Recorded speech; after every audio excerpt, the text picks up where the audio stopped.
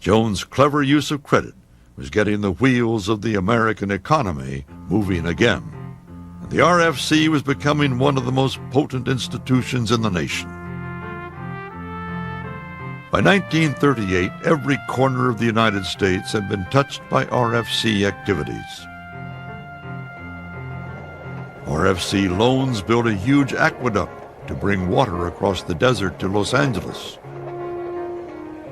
This 18-mile tunnel, costing $220 million, is being financed by the RFC. I have inspected the property today and the work, and I am well pleased with it. RFC funds brought electricity and appliances to homes never before within the reach of power lines. Jesse Jones is not just loaning billions of dollars to thousands of banks around the country. He's also financing the purchase of water pumps, toasters, and washing machines in rural villages and distant farmhouses throughout America. The RFC provided capital to build the Bay Bridge across San Francisco Bay, one of the longest bridges in the world. His vast and growing empire did not go unnoticed. The Saturday Evening Post magazine reported, "Next to the president, no man in the government, and probably in the United States, wields greater power." He had billions of dollars at his disposal, and he could give it anywhere he wanted to without the approval of anybody. And the congressmen knew that, and they would be showing up all the time, calling all the time by his office. I don't think anybody else had that kind of authority. In some ways, even Roosevelt didn't have that kind of freedom to distribute cash. Well, welcome everyone. I'm glad that you could join us. My name is Bob Lynn, and I will be your moderator for today, and I'll try and make sure we have a smooth transition from speaker to speaker as best I can. Before we get started though, I would like if everyone would go up to their More button so that they can raise their hand if they've never been on one of these calls again, so I can get an idea how many people are new to this, please. If you go to your More button and then raise your hand, I'll get a count. I see one.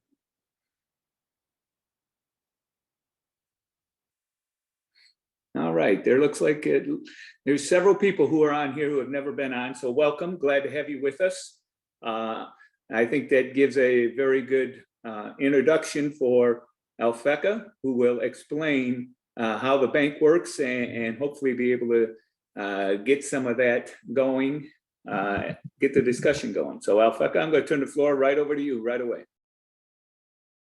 Welcome to everybody. Don't forget to keep yourself on mute so that the screen won't flip around. But for those folks that are new, I would like to give you a short introduction on how our National Infrastructure Bank proposal works, and then also give you a little bit of an update on where we are with the economy, possibly going into a recession, so that I can show you how this bank is the best way to prepare for it out of all the different policy options we have at this time. So our bill in Congress, HR 3339, would create a $5 trillion public bank to lend for infrastructure projects all across the country. Why do we need a public bank? Just like the Reconstruction Finance Corporation, as you saw on that previous clip, the reason is federal, state, and local budgets just simply cannot finance our infrastructure needs. And we need a public bank like this to do that. Currently, our bill has 18 co-sponsors. We've just added Rep. Cicilline from Rhode Island onto the list. And we're actively looking for more co-sponsors to bring on this bill. We think it's a great fit for both Republicans and Democrats, and we'll get infrastructure spending into every single corner of the country, again, just like the Reconstruction Finance Corporation did before. In fact, this bank is modeled on those earlier four banks.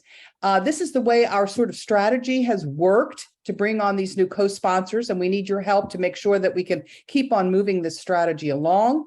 We've introduced into state legislatures resolutions in support of the bill, and lots of other organizations have endorsed it as well.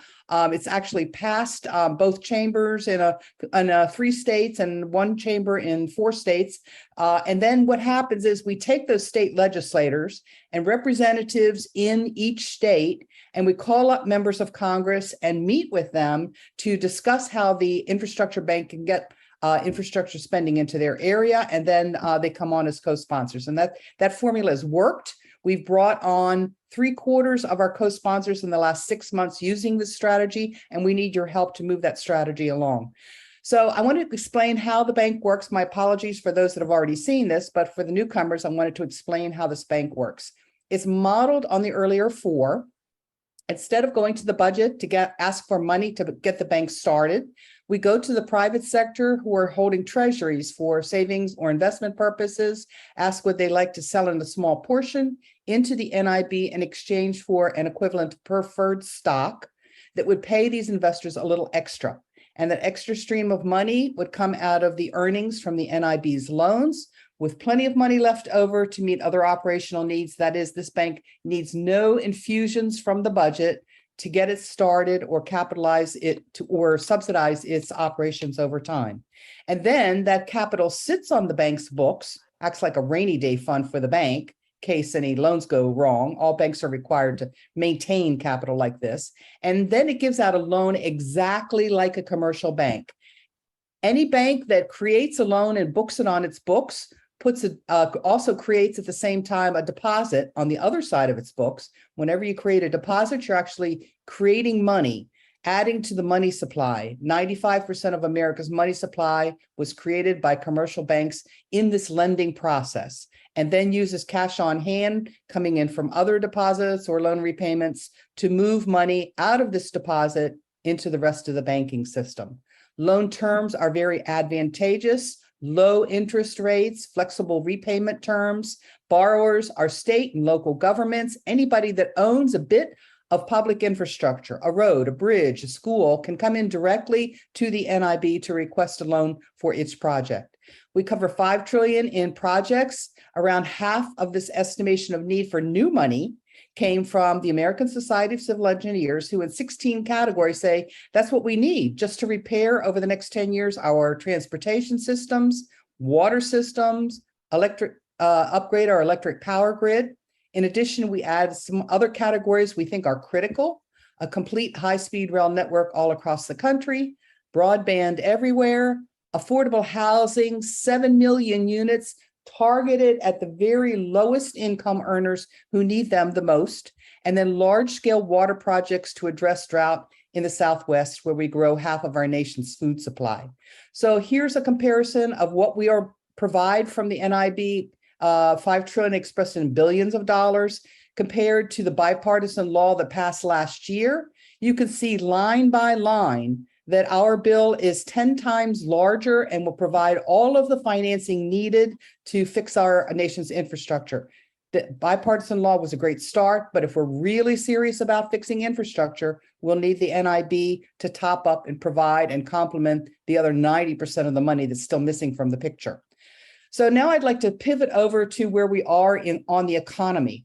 And talk about a recession that seems to be coming our way. Economists give it a 98% chance that we'll be slipping into a recession. So far, the economy grew in the 3rd quarter. Here's a picture of quarterly GDP growth rates, and it grew by a little bit after declining in the previous 2 quarters. But the underlying components of GDP growth are slipping, especially consumer spending. And the housing market is already in a recession on account of high mortgage rates, now topping above 7%, that have slowed home sales down by 24% over the last year.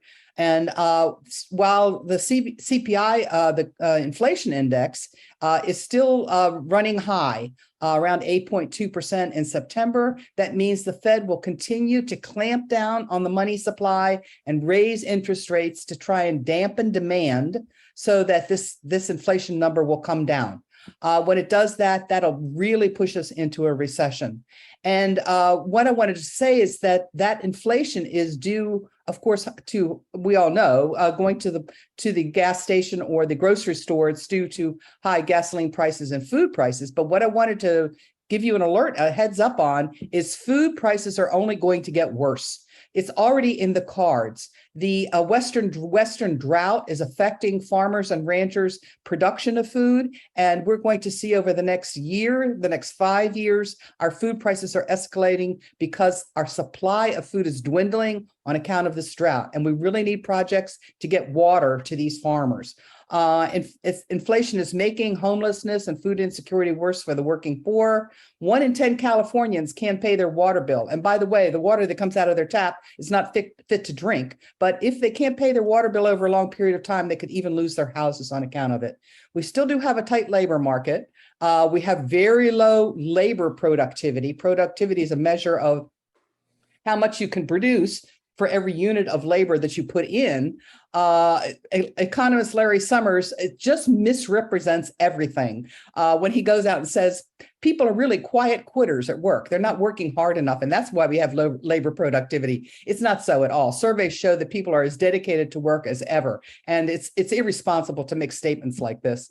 The Fed monetary action is to keep on clamping down. This is causing the dollar to rise. It's causing financial markets to get perturbed all around the world. The stock market is way down 20 to 30% since January highs. The national debt is exploding. Economists say that the Fed is simply slamming on the brakes too hard. And it's breaking things all over the place. It's breaking the financial markets. It's bringing down governments, as we saw with the change in prime ministers in the UK. This is a world problem. We are heading into a world recession. And the big worry is that governments are not set to take care of the problem. Well, we have a proposed solution, and that is the National Infrastructure Bank. And here's what the NIB can do. The NIB is a better way to fight inflation, save jobs, and curb on a recession. It lends $5 trillion, a steady source of money provided over the next 10 years to fix all of our backlog of projects. We have lots of shovel-ready ones like the Jackson, Mississippi water problem, lead pipes in New York, California's drought, and housing lack of affordable housing will create millions of new, great family-sustaining jobs. We can hire people that are put out of work as a result of this Fed policy. We can prevent further food price inflation by getting water supplies out to the Southwest. We have lots of ideas on how to get piped water and primary water out there. And $400 billion set aside just for that purpose only. We can work on supply chain problems, ports, trucking, and housing. We'll have a strong climate change benefit because by getting more rail into the transportation mix, we'll be able to save 56 super tankers full of gasoline every year by ending traffic congestion. That's our plan. And the scope of this spending is actually going to move the needle on the economy, raise GDP growth up to twice what it has been historically over the last 10 years, even before COVID. And it's proven that we can do that by the Reconstruction Finance Corporation, which is the example before us that did the very same thing. This is going to prevent a meltdown in small and medium businesses, another meltdown in state and local finances as a result of this recession. And we complement the budget. Again, no new federal spending, taxes, or debt is needed. This is passable legislation, and we need your help to get it passed. Thanks very much. Thank you, Alphecca, for that and for the brief explanation. I'm sure as we go on, if people have questions, we'll take them at the end in the Q&A, and we'll get your specific question answered at that time. Next, we're going to move on to Ellen Brown, who's the founder and chair of the Public Bank Institute. And we're going to let her kind of give us a quick explanation of public banking and how this is actually a public bank. So go ahead, Ellen. Thanks. First, I want to say that movie, Brother, Can You Spare a Billion, is just great. It makes me choked up every time I see it. So if you haven't seen it, I highly recommend it. I mean, it's amazing what they did. My mother used to talk about what a difference it made bringing electricity to the farm in Pennsylvania. It makes me choke up. And I'm afraid I didn't really plan to talk on public banking today. I think I did that before. Whoops, and that's not even my first slide. Shoot. Okay, so the reason they're raising interest or pushing raising interest rates to cut on inflation, it's based on Milton Friedman's theory that inflation is always and everywhere monetary phenomenon, too much money chasing too few goods. So the theory would be that by raising interest rates, you make it more difficult to borrow, and therefore I think it's well accepted now that banks create the vast majority of the money supply when they make loans, as Alphecca said. So if you cut back on borrowing, make it more expensive to borrow, people won't borrow as much, so you won't have as much money chasing too few goods, which would theoretically bring down prices, assuming that prices are flexible. But if you have cost push inflation, as we have right now, it doesn't work, because if the producers' costs go up, they have to raise their prices because they can't sell below cost or they'll go bankrupt. So that's where we are today. It doesn't matter how much demand you have, prices are not going to drop as long as the producers' prices are up. Jerome Powell a year ago explained it like this in November 2021. He said, "This is a strong, robust economy. People have savings on their balance sheet from the period when they couldn't spend and where they were getting government transfers. There's still very significant savings out there to support growth." You can't see the edge of this chart, but that's not actually true. There are not. Savings are lower than they were even in August 2008, which was the beginning of our last big monetary crisis, recession. The stimulus checks were actually sent to supplement incomes of people that weren't working in the shutdowns. So demand was actually just maintained where it was, or in other words, the money that people had available to spend, but production was shut down. So you had, it was a supply shock, not a demand shock. And we don't have those checks coming in now. Consumers are now relying on credit cards. Aggregate household debt now stands at a historic high of $16.10 trillion. Raising interest rates raises not just consumer costs, but producer costs, and therefore prices necessarily go up. In September, as Alphecca pointed out, the consumer price index rose 8.2% over the year over year, and food and energy were the largest components, as you can see in this chart. So the black block is energy and the blue is food. So crude oil is actually the main inflation driver, and that's something that the Fed doesn't have any control over. Monetary policy won't fix it. Diesel supplies in the US are at their lowest level since 2008. As of October 14th, the US had only 25.4 days of diesel supply left in storage. So that means that diesel, along with heating oil, jet fuel, and kerosene, are heading toward record high prices. And so are the products that require crude oil, fertilizers, plastics, et cetera, and transportation costs of all goods. We have serious infrastructure crises that require immediate attention, and we can't wait for Congress to, Congress is done passing inflation bills for the time being. So we need some alternative. And as Alphecca mentioned, drought in the Western states is a big one, but there are many others. California grows more than 1/3 of the nation's vegetables and 3/4 of its fruits and nuts. So price increases are expected from food, even though CPI is already at its near a 40-year high. In August, food prices went up 11.4% on an annual basis, with the cost of groceries rising 13.5% over the year. In Texas, there's also drought, and it's forcing ranchers to sell off their herds. So that actually lowers beef prices for right now, because there's a lot of beef on the market, but they're selling off their breeders, which means in the spring they won't have new babies. And so that's happening across the board. Drought has reached all the way to the Mississippi, as Alphecca also did you mention? Maybe not.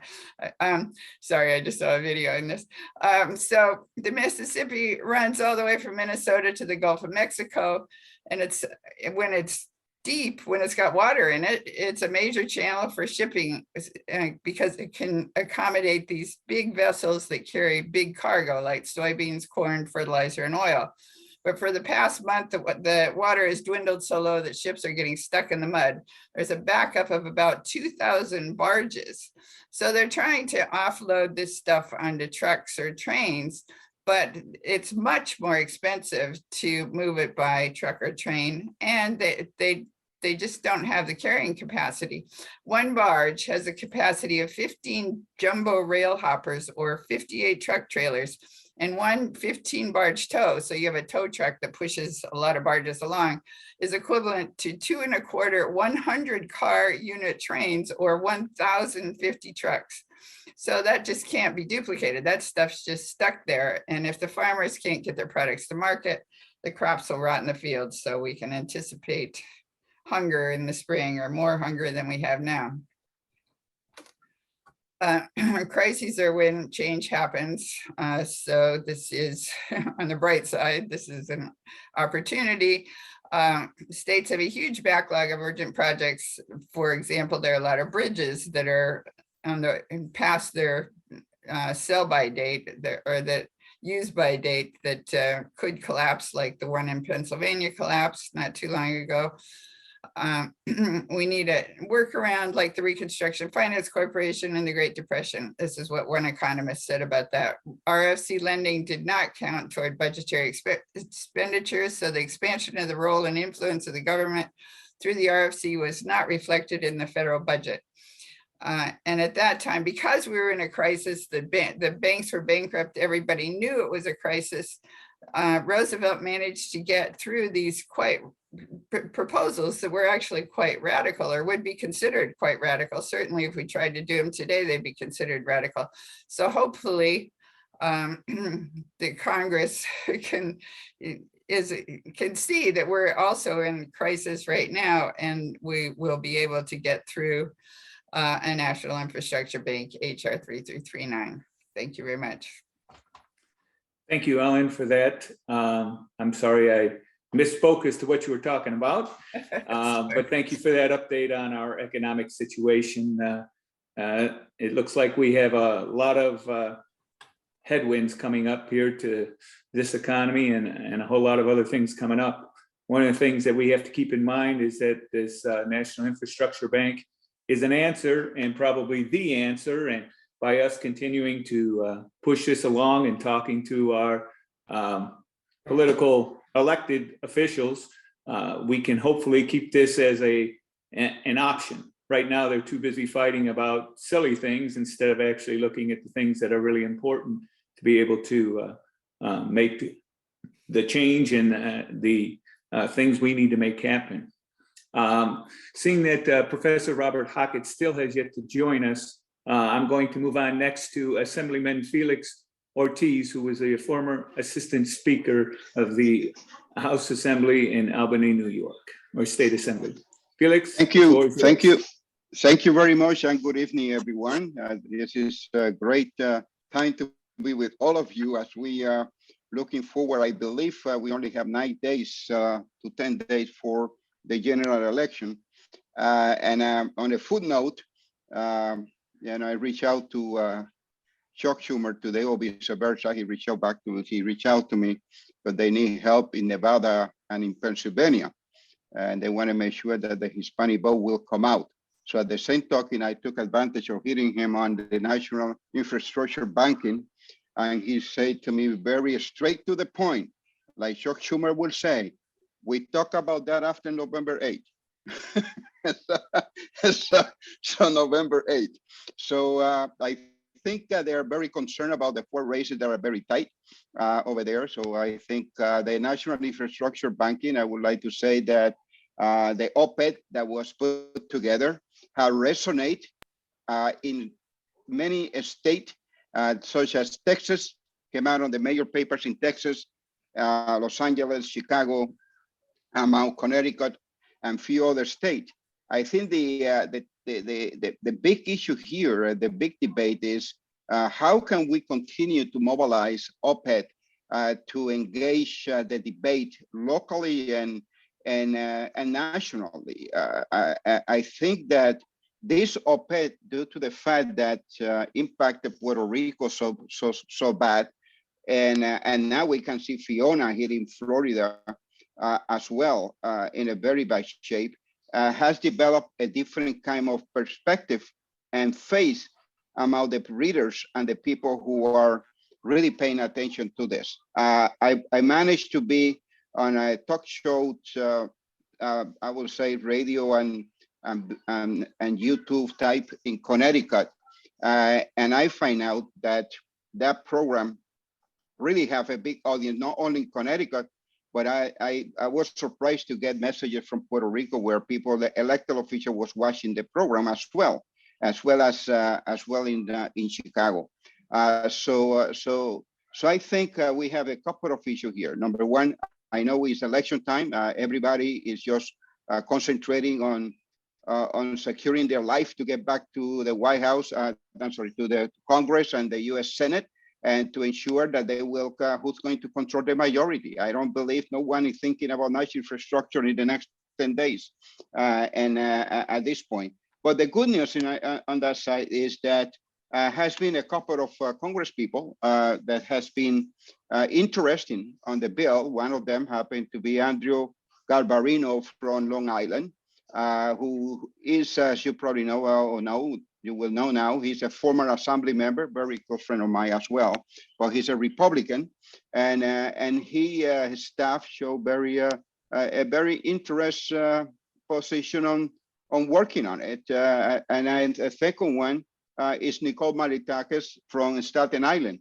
and they both going to get reelected, believe it or not. And I think the way things are looking at, if the Republican really take over Congress, I think we do need some friends on the other side to make sure that we be able to get this to the finish line.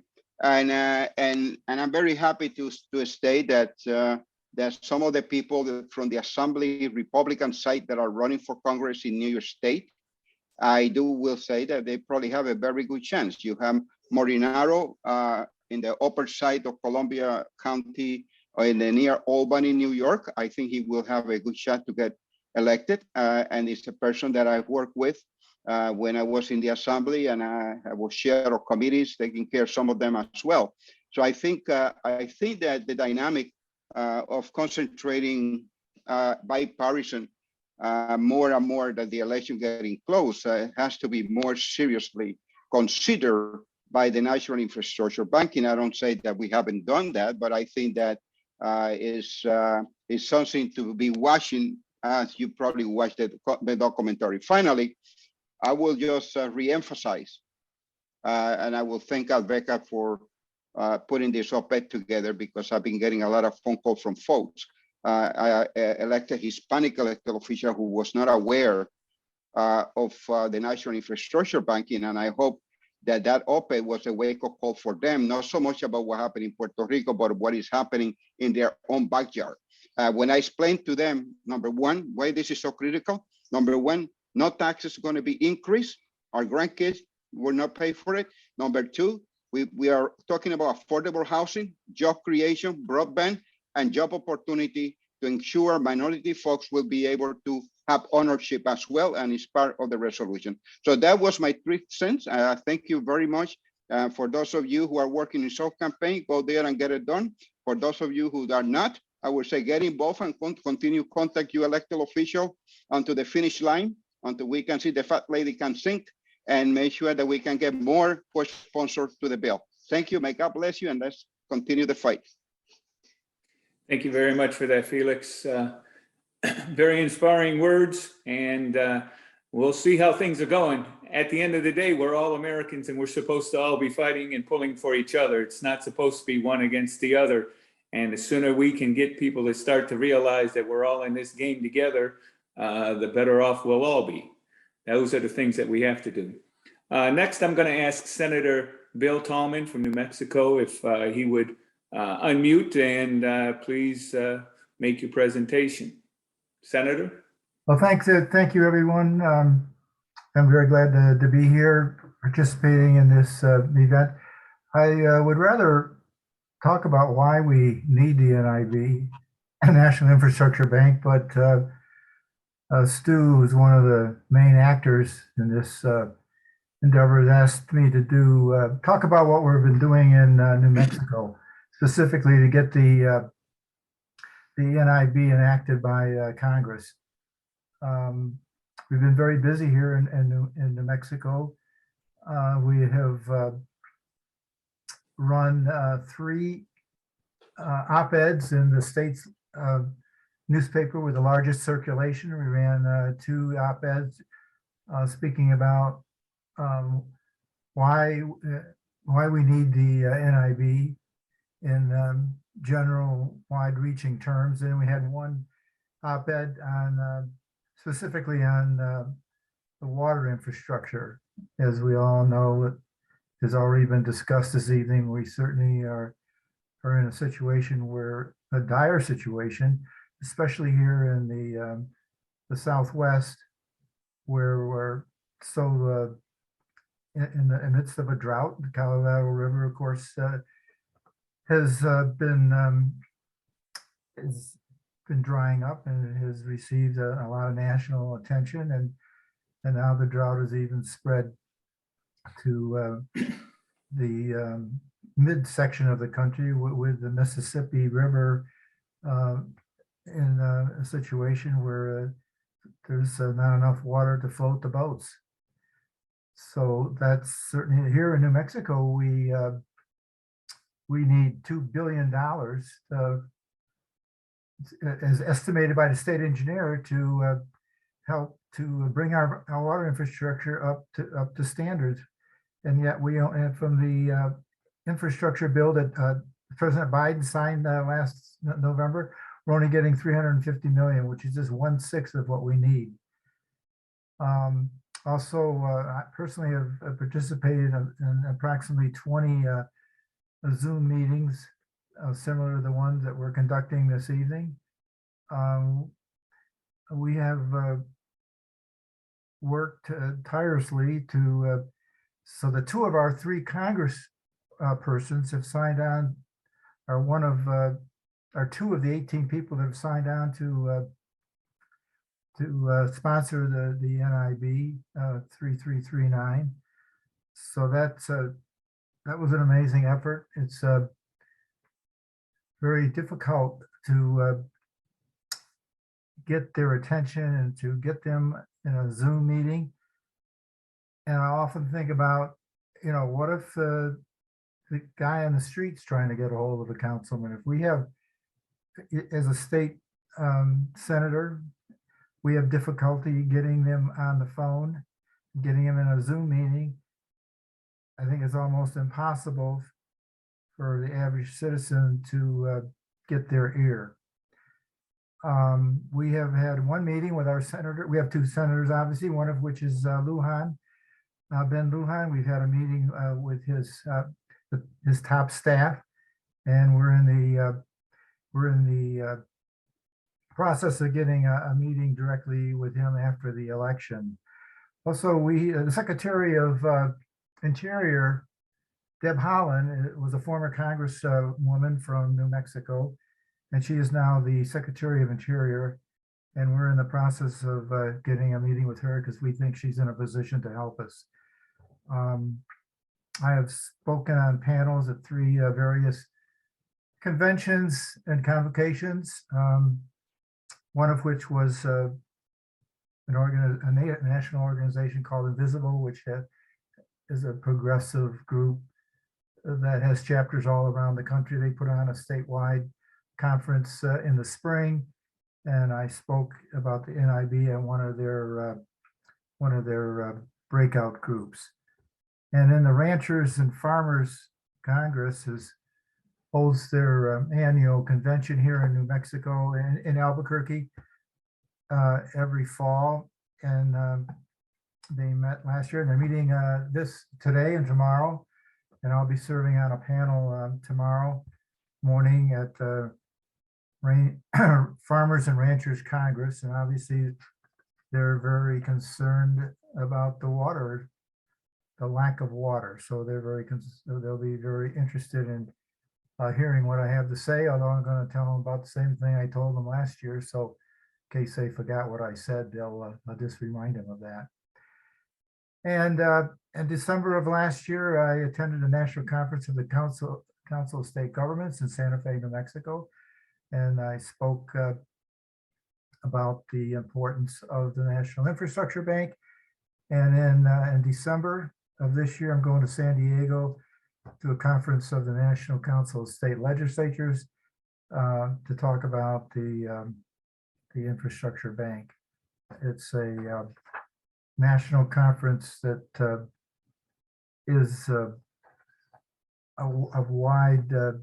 has a wide range of topics, and it's specifically designed to get state legislatures prepared for the upcoming sessions in 2023. And I'll be speaking at a breakout group about the National Infrastructure Bank. So that's all here from, that's all I have to say here from New Mexico. And as Felix said, be sure to contact your local member of your congressional delegation and urge them to pass or to sponsor and help support this much needed legislation to enact the national, which is so much needed. If we can't move goods and people fast, we're not going to be we're not going to be able to compete in a worldwide economy. Thank you very much. Senator, thank you for that. Is there, when you're talking to your representatives in that, what's the one or two arguments that you present that seem to resonate the most? Oh, that's a good question. Well, I think that one of the things that resonates is, we're falling behind the rest of the world. China spends 8% of their GNP on infrastructure. Europe spends 5%, and we only spend 2.5%. So half of Europe and 1/3 of what China's spending. And it's, I think it's important to point out that in the rest of the world, they consider infrastructure an investment. We consider it an expense, which certainly doesn't speak well of the way this country thinks about government and about providing the necessary services in order to have a vital economy. And another thing that I didn't recognize resonates with them is the fact that it doesn't contribute to the debt, and that nor does it increase taxes. So those would be two things I think that resonate very well. And when we point out, and thirdly, when we point out the fact that we're so far that the people go overseas and they come back and our infrastructure appears to look, we appear to look like a third world country because of our poor infrastructure. So I think I don't know, we just there's so much noise, the social media and the media does a poor job of really talking about important issues. They spend most of their time talking about that the politics is a game, which is obviously probably more entertaining to the average voter and viewer of news, but not enough attention is given to the important issues. And so it helps to explain why we're not moving forward in this country. And, an uninformed and an uneducated public does not make for a vibrant and robust democracy. So thank you. All right, thank you for those words of wisdom there. Hopefully everybody kind of makes notes of that so that when they're talking to their elected congressman or senator, that they can express those in their own words.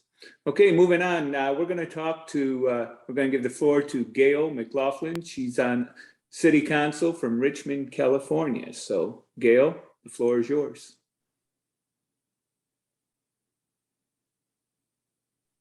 Okay, I'm unmuted now. So thank you very much. It's a pleasure to be here. Thank you to all the wonderful speakers standing for this important national infrastructure bank. I'm currently a Richmond, California City Council member. I'm also the former two-term mayor of Richmond, California. After I termed out as mayor, I decided I needed to keep doing the work of the people of Richmond. So I ran and won my current seat as a council member. So let me begin by saying Richmond is a diverse city of about 118,000 people in the San Francisco Bay Area. We're also a majority people of color community that has suffered through social, environmental, and economic injustices for decades. In the 20th century, Richmond had a lot of heavy industry, including a major Chevron oil refinery, which continues to operate today with all its pollution and risk associated with it. However, at one time, there were many heavy industry companies who have since moved on, but left their toxins behind. So while jobs have moved on, we in Richmond continue to struggle with the negative impact of heavy industry, including the war industry. Richmond is home to the Rosie the Riveter World War II Homefront National Historical Park. Because our city was greatly involved in the shipbuilding effort in World War II. Many people came to Richmond in the World War II era for these jobs. But after the war, the jobs left as well. So because of the exodus of war jobs and the exodus of heavy industries moving overseas, Richmond has struggled economically for years. However, in 2004 and beyond, many of us started advocating for 21st century jobs and policies. We've made some really positive change over recent years, standing up for our working families and the most vulnerable in our community, but much more change is needed. We have strong principles and a strong, sustainable vision, but we also know we need sufficient resources to address the countless needs in our community. Our working class families should not have to bear the burden of higher and higher taxes to address all the problems that were created by irresponsible and unsustainable heavy industries who just picked up and left when it was no longer profitable for them to stay in our city. So here we are in the 21st century with a new vision, one based on equity, equality, sustainability, and justice. Many of us in Richmond have worked hard over the last decade and a half and have gained the reputation of being a green and progressive city. We have a green job training program. We've created many sustainability policies and programs, and we're working on a local Green New Deal. But we have also faced the same challenges that every other city faced in this century due to the 2008 Great Recession, the housing crisis, the pandemic, and now off the charts inflation with another recession facing us. We're also facing the existential threat of climate change. And in Richmond, we have 32 miles of bay shoreline. And we need to protect that shoreline and nearby neighborhoods from sea level rise. So while we have been doing great work, I fear that we will lose the ground we have gained unless some help is forthcoming from the national government. That is where the National Infrastructure Bank comes in. You have heard many details of how this will work from previous speakers. This bank will not add more taxes for our communities, but it will help us rebuild our failing infrastructure. In Richmond, we need to repair our streets, repair our wastewater treatment plants, build truly affordable housing, protect our shoreline, and address the transportation needs of our community. We are doing our part in these difficult times. It's time for the federal government to do its part to help cities and states throughout the country. The National Infrastructure Bank will counteract any upcoming recession. It will create the jobs we so desperately need and will build once again a productive economy, but this time not one that creates harm to our health and to our environment. I am really proud to advocate for the NIB and to have had our city council unanimously pass a resolution in support of this bill. We in Richmond are also part of a developing East Bay Public Bank. And we're doing this with Berkeley and Oakland and Alameda County. And this regional bank will work seamlessly with the National Infrastructure Bank, and it will highlight our local needs. It's a real compatible effort between local public banks and the NIB. So let me just end by saying that it is essential that we institute a national infrastructure bank that will allow us to invest in our communities, our environment, and our future. So thank you all for giving me this opportunity and for showing interest in the NIB. Thank you again. Thank you very much, Gail. Next up, we're going to go to Walt McCree, who's the Chair Emeritus of the and Senior Advisor of the Banking Institute. So Walter, the floor is yours. All right. Hi, everybody. Thanks very much for the opportunity again to talk about this. It's really a pleasure. I guess it's an unfortunate fact that we have to listen to the litany of problems that we're facing at this time with our infrastructure. And I wanted to just touch on another aspect of infrastructure that maybe we haven't quite included, and that is our political system. We have failing infrastructure all around us in concrete and in all kinds of material ways, but we find ourselves really unserved by a primary system for us to be able to affect change, and environmental, social, all of that is stuck because of the sort of behaviors and trends that have developed in America in basically the last 20 years, but really now is, as we all know, in a very extensively exacerbated by these factors. So what are we going to do about that? It seems that it doesn't seem, it's clear that the NIB and the promise and all of the prospect that it represents is never going to be realized until we transcend the lock that keeps us from making public policy effective and really even possible. So, can that even be done? Well, I think that we've got the answer to that is obviously yes. We've done it lots of times before in America. Those of us in the public banking movement would always like to refer to when it was done by the farmers of North Dakota over 100 years ago, who were very much like we are today, struggling under the effects of rapacious and exploitative bankers and railroaders and grain companies. They knew they were getting ripped off in countless ways. And that if they didn't do something to correct that situation, they would continue to lose their homes and their farms. So they got together, created a grassroots campaign, and did something that I think we should consider following in line with. They went up against the money powers, and they by taking over the government, essentially. They created a nonpartisan league, the NPL, which actually is a nomenclature that's still in some of the political party references I'm noticing.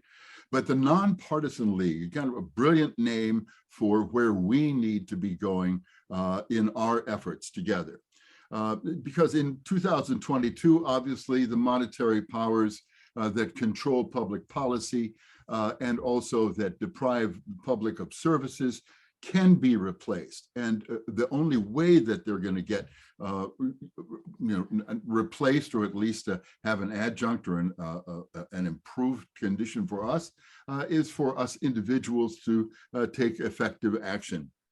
You know, the Margaret Mead saying, all change really is started because individuals started it. So creating a national infrastructure bank is, I think, really a historical opportunity for us to create some systemic parity for public interest with the monetary powers that are currently running the show. I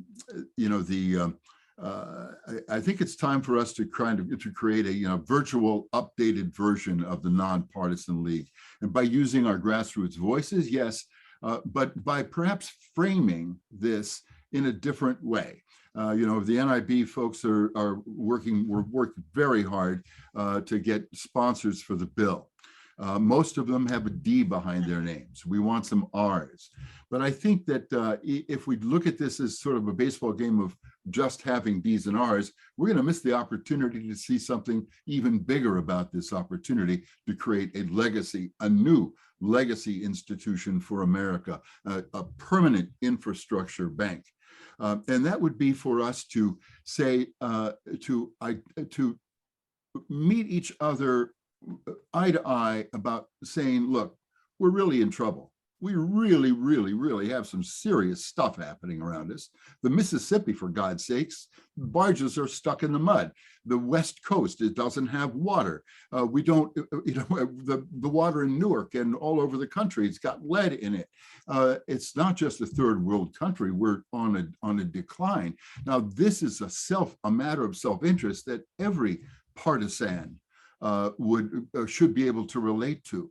So if we could frame this as a transcendent political moment, where we would call on our representatives to step up into a new posture of statesmanship or statespersonship, where they see public purpose and mission as something that is bigger than any of their agenda for building their legacy or their money or their standing or whatever.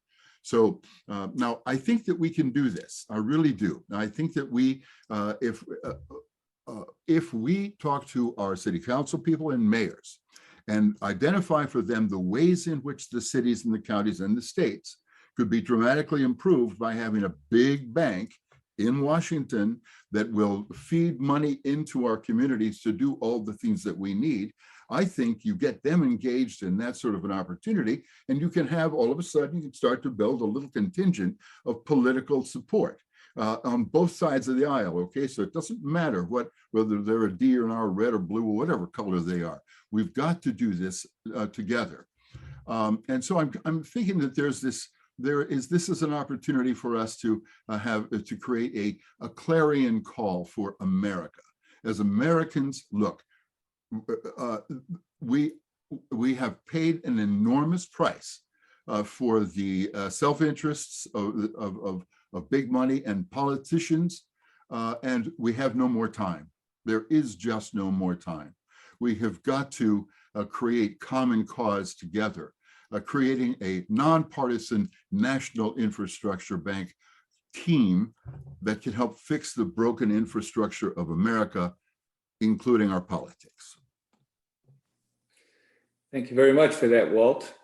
And with Walt being our last scheduled speaker, I'm going to ask that if you are interested in asking a question or have something that you would like to share with the group, that you please raise your hand and we'll start calling on people and giving them that opportunity. In the meantime, I'm going to make a quick pitch here for the NIB Coalition as far as some funding. We continue to be almost exclusively an all-volunteer group, but doing Zoom calls and all this other stuff does cost us a little bit of money. I'm not asking for you to dig in there and give us thousands of dollars unless you have a spare $1,000 to give us. I'm asking, can you give us $5 or $10 a month to be able to help us to be able to continue to do this? So if you get a chance after this call, I guarantee you there'll be a call that you'll get an email that'll say, can you please, or would you like to donate? Or you could visit our website and go there. There's an opportunity to become a monthly donor. If you can only do $2, $2 is a lot. Whatever you can do to be able to get on there and just give us a little bit of money monthly. If we all got on there and just gave $2, we could have an opportunity to be able to do that. And obviously people who have more can give more. So with that, that's the end of that pitch. And we're on to our first thing. Ken Griffin, you can unmute and ask your question. Can you tell me what effect this is going to have? You said it won't increase taxes, but what effect is this going to have on the M1 money supply, overall expansion of the currency? Okay, well, I'm going to let Alphecca answer that question since she's our lead economist on this. So Alphecca, the floor is yours. So this bank, just like any other bank, can create money and add to the money supply. So when the legislation was drafted, we weren't in this inflation spiral that we are now. But me, with my economist hat on, I worked for 25 years at the International Monetary Fund. I wouldn't be a true a macroeconomist unless I kept my eye on the money supply. So there are features in the bill. The net effect of NIB operations to lend $5 trillion over 10 years is that we will be adding $5 trillion to the money supply. That's the way that it works. And so the legislation calls for there to be constant reporting to the Federal Reserve. The Federal Reserve is the institution that is responsible for the money supply and for the value of the US dollar, both the exchange rate and making sure that inflation stays under control. And so that we can offset each other. The benefit of having a national infrastructure bank is that the money that it creates is pushing it into the most productive kind of lending you can do. So this is the kind of lending we want our money supply to be producing. And then the Federal Reserve can come in and, equilibrate however it needs to, if it's heating up too much.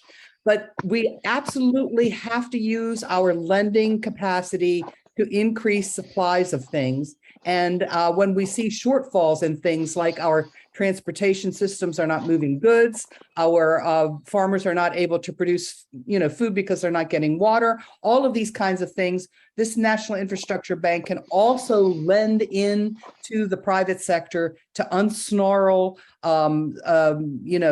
shortages of supplies of things on a quick turnaround basis. And that's what we need to iron out our supply chain. So yes, it'll add to the money supply, but it will also be the most productive kind of increase in the money supply you can do. Can I add to my question here? Because I feel like you did slightly answer it, but if we're going to increase the money supply, aren't we already in such a high inflationary crisis with too much money in the system chasing too few goods? And if you do create this bank side by side with the Fed, and the Fed will ultimately always has control of the M1 money supply. So the Fed will have control of this bank, right? The Fed's capacity to control the money supply through the whole system, the M1 money supply, as you call it, is what it does is it pushes out reserve money into all deposit-taking banks. So it indirectly controls the money supply. I guess what I'm asking is, what are the tools at hand should we have? Because it sounds to me, and I'm not trying to play devil's advocate. I'm just trying to get a good eye on this here. It sounds to me like if this bank has the ability to decrease M1 and the Fed doesn't have any tools to decrease monetary supply, they can only expand or slow the economy. So my concern is now we have two banks increasing the monetary supply. I'm not sure how that's beneficial in the face of need necessarily. Okay, it's a really great question, and I'll explain how.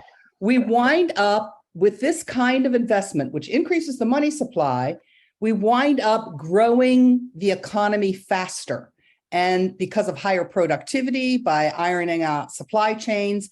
And then when you grow the economy faster, it soaks up, it remember, Ellen said that inflation is too much money chasing too few goods, but we are operating on the goods side of the equation by increasing the supply, increasing the GDP, and modelers who model our economy. They have these input-output models where they, run these big macro models on what kind of effect on the economy with this kind of investment, even at full employment, what kind of effect would have on the economy. And the bottom line is it's not inflationary. It increases productivity, increases GDP, and even though it increases the money supply, it increases the growth of things faster. And that sort of soaks up, that increases supply and soaks up any inflationary maleffects. It looks like Ellen. Ken? Ellen, you want to add in? I'm sorry. Oh, go ahead. I was just going to add that in China, for over a 20-year period, they increased the money supply by 1,800%, by a factor of 18, and they didn't experience inflation. And the reason was that the GDP went up at the same rate. They were putting all that money into infrastructure and productivity. Well, can I just say this?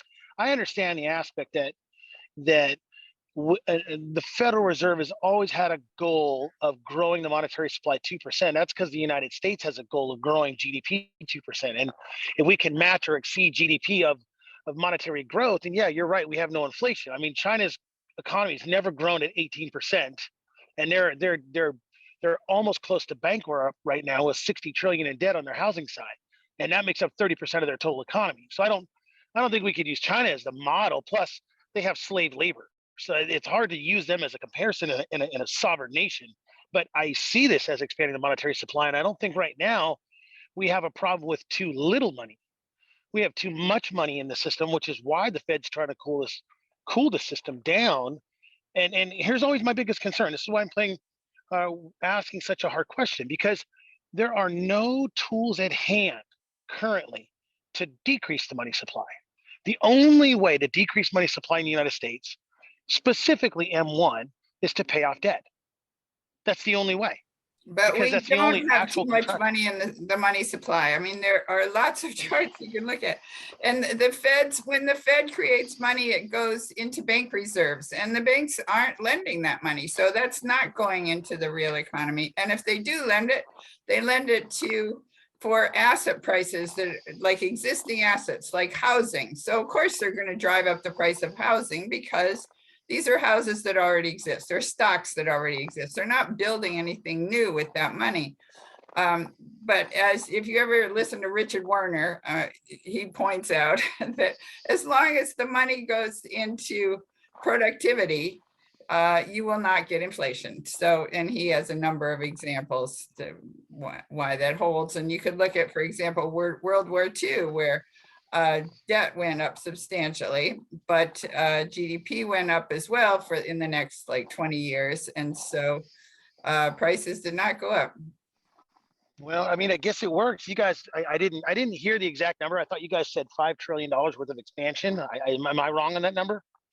5 trillion over 10 years would be the expansion in the money supply, because that's the amount of loans we would create. But again, we don't want GDP to grow at 2% a year. We want it to grow at 5% a year, and it can. It would only, it did. well, it could. That's a very true statement. It could, but we also have to remember that along side by side of the Fed, they'll be printing money as well, because we're in this debt trap cycle, and they're going to expand even faster every year. I don't think anybody in this room debates that fact. But the Fed's going to. Yeah, but we did get out of. Sorry, go ahead. Plus, it's $5 trillion in loans. That money gets paid back. That's the whole point. If the Treasury just issued the money directly, it would be inflationary, and that was a problem going all the way back to the American colonists. But the Pennsylvania colonists figured out that if they did it as a bank, if they lent the money came back, and it was not inflationary. On to the next question, Joe Polito. Joe, the floor is yours. Thanks very much for those new presentations from Bill and Walt. And I think there was another one as well. Good information. There are, just to answer that gentleman's question, there are some very top people who fully support what you're presenting tonight. On the academic side, Mariana Mazzucato is a world famous economist, and she is very much in favor of public banks and the kind of thinking you're talking about, the Jesse Jones approach. She says that that's a key factor in the growth of all economies, particularly China's. And the other gentleman, I'll go non-academic here, is Frank Newman. I put links into the host, I guess. But Frank Newman was the deputy secretary, and he was the CFO of two of the largest banks, Wells Fargo and Bank of America. And he put out a book saying there were 6 myths that we're fooling ourselves with, and the Chinese aren't. He said, what we can learn from China. Basically, what he was saying was the Chinese are not being fooled by the household fallacy and the paradox of thrift and all these things that are artificial constraints. And it's an excellent analysis. It's very Keynesian, and I highly recommend. It's a very short book. He also has some videos on YouTube, but there's no question there's top people endorsing the kind of thinking I heard here tonight. And Keynes said, anything we can do, we can afford. And that's what you're proposing, and good for you. Thank you. So Joe, could you repeat that, the 2 sources? I'll look those up. Well, Mariana Mazzucato is really well known, published a number of books. As I said, I put some links in for some interviews. Mazzucato. And I'll send you that in an email if you like. And the gentleman is Frank Newman, like Paul Newman. Again, he's published a couple of books. He's got an incredible bio, and he's a man who really knows banking. This is a man who spent his entire life. In fact, he ran a bank in China as well, and turned it around. He's just an extraordinarily talented man, very knowledgeable, has some background in economics, academic background. But mostly it's incredible experience. He knows how the system works, and he totally endorses the kind of analysis you guys have done today. All right. Well, thank you for those. Thank you very much for those comments, Joe. Next up, we have Ingrid Clare. You have your hand raised. Ingrid, the floor is yours. Hi, thank you. This is the first time I've heard about this, and it's really interesting, and it makes sense to me. It seems like if there was another bank, that the money would also flow more quickly for the needs of infrastructure, instead of getting gummed up in whatever happens federal government, which I really don't know how they do anything there. The other question I would have is, like, who manages the funds? Is it the Federal Reserve, or is it the government, or is it who does manage that? Okay, Alphecca? Oh, I'm sorry, I didn't mean to cut you off. Go ahead. And then how much support you have already, and then I have one other comment after that. Okay, go ahead, Alphecca. Okay, on the management of the bank, this is set up like the Reconstruction Finance Corporation. This is a government-owned corporation with its own board of directors that sits alongside of the budget. So once the legislation gets passed, the bank runs on its own steam. And the board of directors, 25 representatives from industry, engineers, state and local governments, minority groups are on this board to select projects and make sure that they they abide by all of the requirements of the statute. And then there are other banking levels of governance underneath that are typical of banks, like auditors and risk managers and an inspector general and transparency reporting and those kind of things, to make sure that all of the projects stay on target and are above board and free of corruption. And I would point out that the securities that were in place for the Reconstruction Finance Corporation built really complicated projects like the Tennessee Valley Authority, had all the loans were paid back, had zero instances of malfeasance, and we can do that again with the well-run bank. And also, I would say that this institution aims to be a little bit more lean and mean than government. It won't have all the bureaucratic red tape that's slowing down, for example, the dispersion of funds from the bipartisan infrastructure law, which have been trickling out only slowly. We aim to be a little bit faster on our feet than that.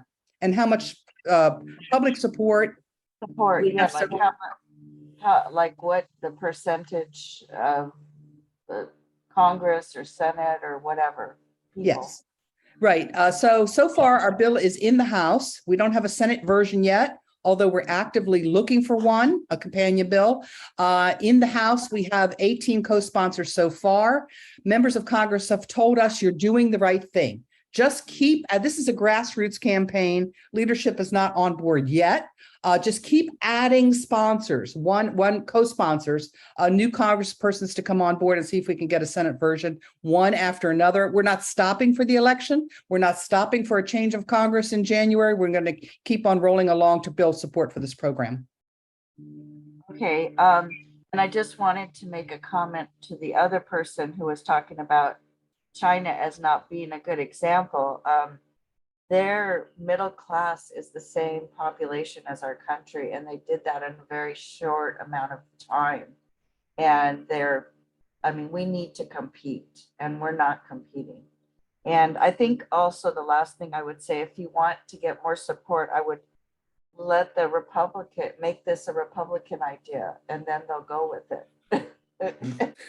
Well, we have tried to, we continue to reach out. We've had meetings with Republican leaders, both in the Senate and the House, and we have done that, and we've reached out to both sides of the aisle in order to be able to do it. And thus far, we have, it's starting to gain momentum, shall we say. And the idea, and what I've always said, and if you've ever heard me on this, I always say, you got to build the parade before the politicians will run to the front and take the lead.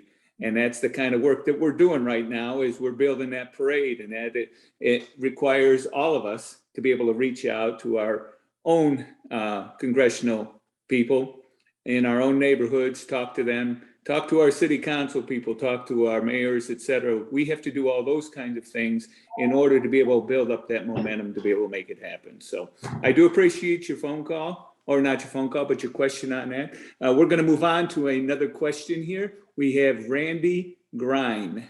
I hope I said that right, Randy. You have the floor. Yes, you did. Those foreign non-English names are always fun, aren't they? Yep. I've got just a couple of things to add to this, because we keep coming back to something that Alphecca says a lot that I really like, which is growing the real economy. The reality is that not all economic growth is equal.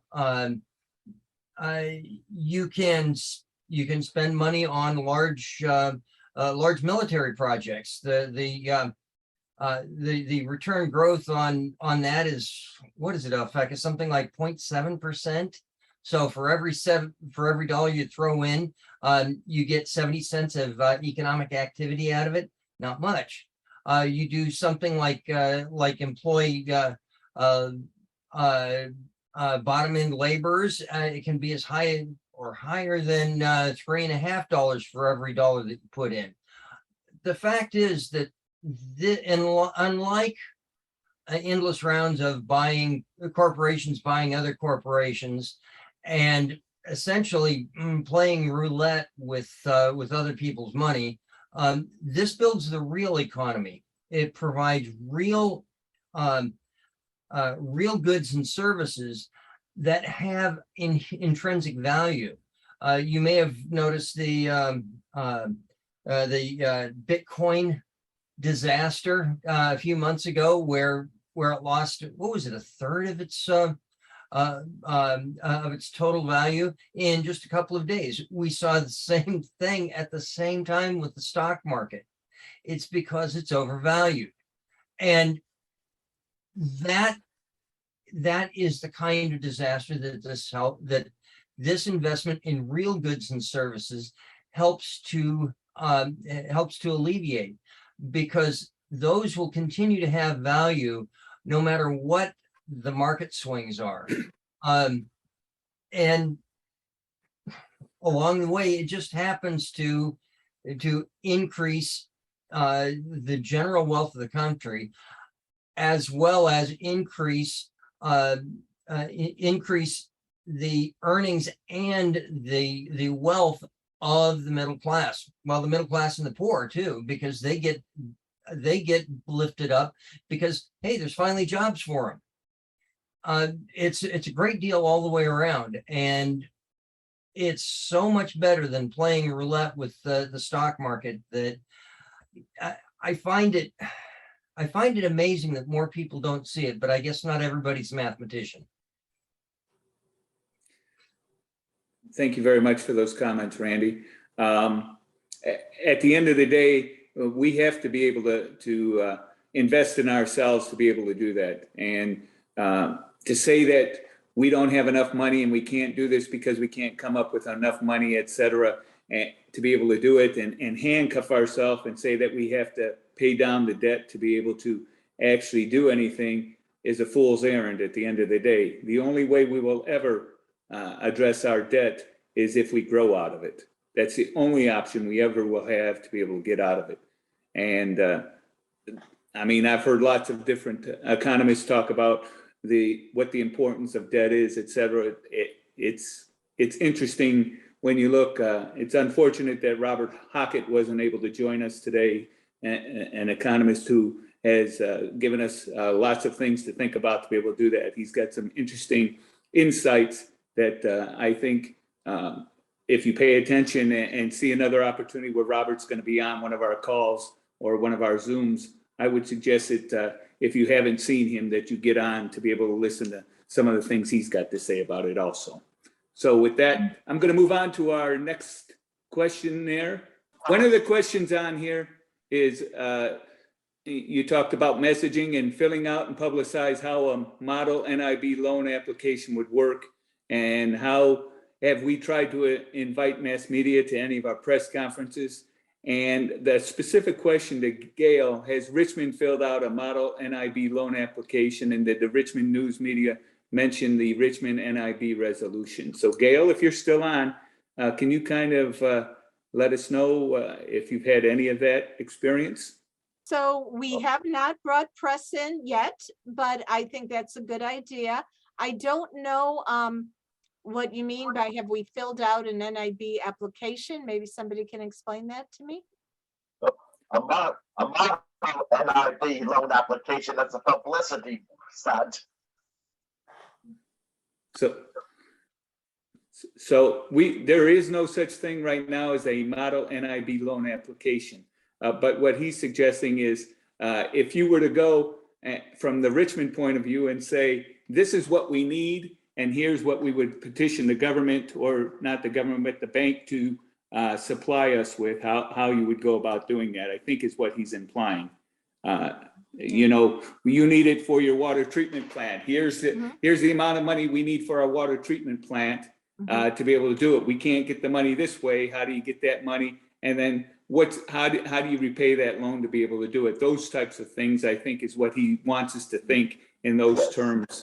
And that's my best guess. Yeah, I think that's really important. We'll need to work that out. And I mentioned we have a regional public bank in the making, and perhaps that could be put into place to help channel the local needs of East Bay cities like Richmond to the NIB. But each city will have to work out its local needs, and each state its statewide needs, and some sort of application process or something that tells what the needs, the estimated cost, et cetera, will need to be put in place. So yeah, I'll be happy to do that in my city. Bob, maybe Assemblyman Ortiz has something to say about this. Okay, Felix, the floor is yours. What was the question? Well, we were discussing how government would go about, let's say, using New York as an example. What would be a way to kind of do a model NIB application? How would you go to be able to say, these are the things we need, and this is the amount of money that would be necessary? Tim was kind of suggesting that if we were to do something like that as a media event, to be able to say, New York City needs this much money to finish the tunnel that goes under the Hudson, to be able to do that. This is how much money, where's the money coming from now? How does the bank play into that? How would that bank be able to do that? I think it's very simple. When let's use Sandy, for example.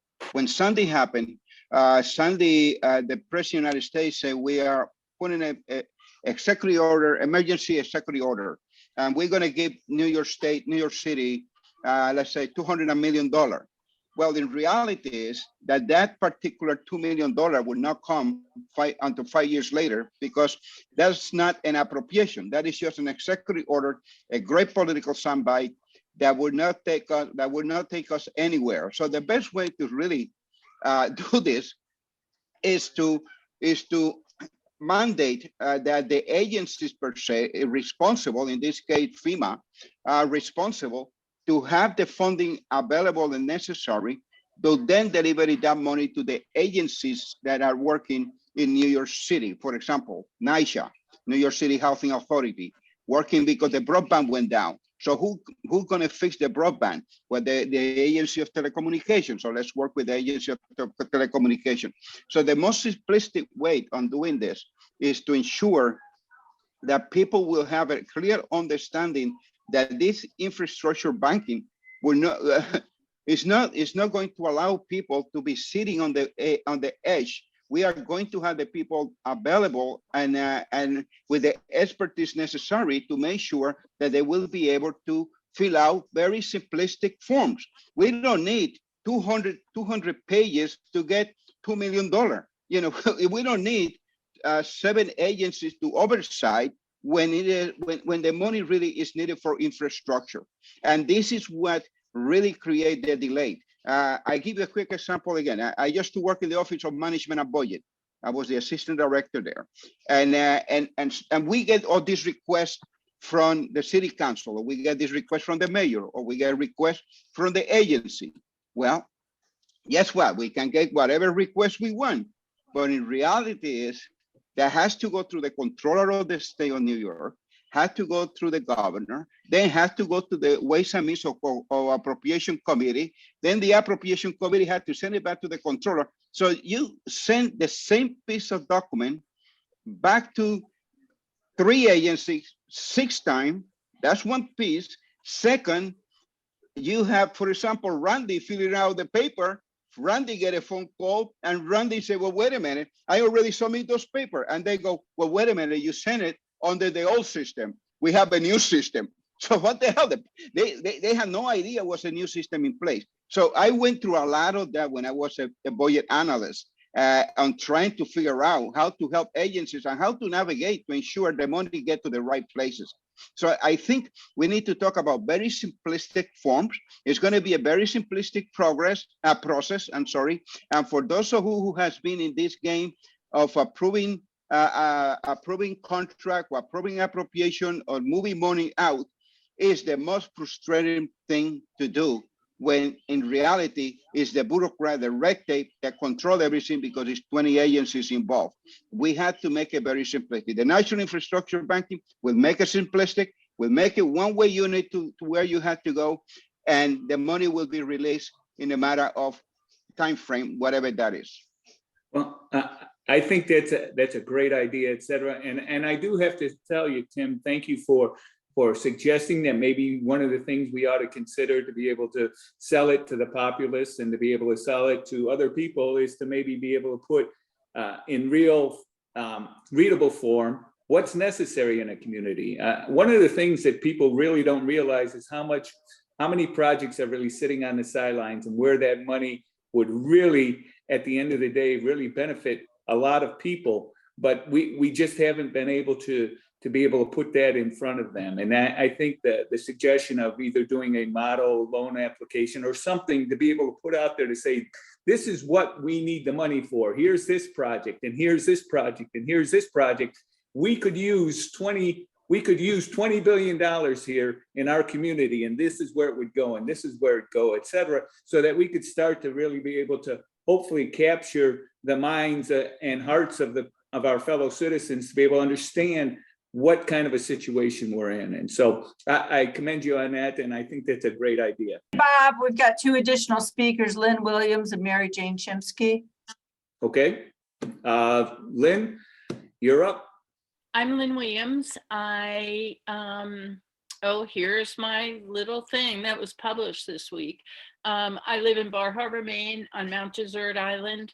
I wrote this op-ed for our weekly paper, The Islander, which was published. We may be a little small part of a small state, not geographically small, but population-wise. But Mount Desert Island is the summer home of a lot of people who have a lot of influence and a lot of interest from the days of the Rockefellers, who were very generous to our island and to Acadia National Park. And we have a lot of people who are interested and keep their pulse on what's going on with various federal issues. And I just thought it would be, I was pleased when the paper published it. I've already gotten a few phone calls from people who I didn't really know and said, oh, I like your op-ed and blah, blah, blah. So I just like, I'm in the state legislature. I'm a representative in the State House. And I just, I want to get this message out there that there are possibilities with this infrastructure bank. I am assuming my party keeps the House. I will be chair of the House Transportation Committee coming up the next session. And and that's what that's about. That's all about infrastructure. We have a couple of members who are what I call the bridges and roads guys, but I've been recruiting a number of people who are a bit more creative than just roads and bridges, which are important. And so I look forward to doing that work, and I thank you for having me here tonight, and I love the work that you all are doing, and I'm with you. So thank you. Thank you very much for that, Lynn. Mary Jane Shimsky, if you would like to unmute.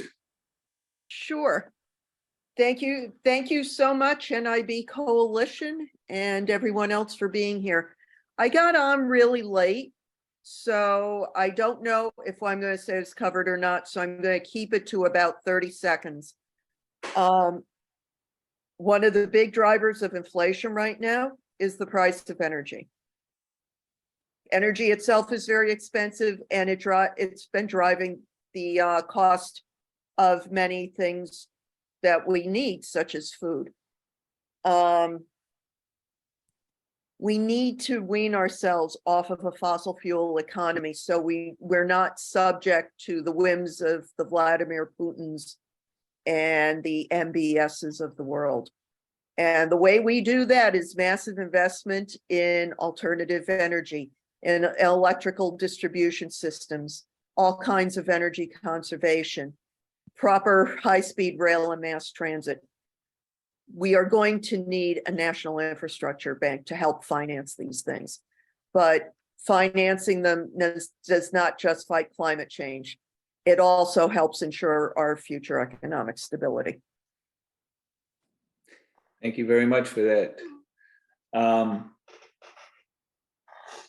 When is is there anybody else on the call who has something, another question or anything else? I mean, we've been on now for 1 hour and 35 minutes. I don't like to go too much longer, but I also don't want to cut off if there's somebody who has a question or a comment that the group needs to hear. So if there's somebody that has it, please raise your hand and we'll get it called on. Give you a minute here. If you go to the More section and click on raise your hand. Okay, I don't see anybody. I want to thank everybody who took the time to get on this call. We will be doing it again, I'm sure. I'm not sure when. Stu usually sends it out, makes sure that everyone knows about it and continues to invite people. I would suggest that if you get an invite to another call and you know somebody else who should be on the call, please pass on that information so that they can get on and get their questions asked and get an opportunity to understand what we're trying to do here. Also, again, I'll make one final plea and say that we are trying to do the best we can at bringing this to you. It's not free.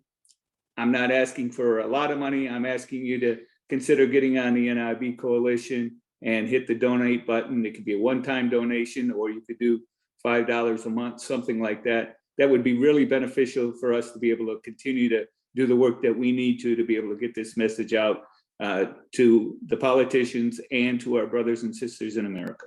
So with that, thank you so much for all that We got some everyone final does. slides. Go ahead. There are some final slides. I'm sorry, I didn't know that. Do the final slides and I'll get out of the way.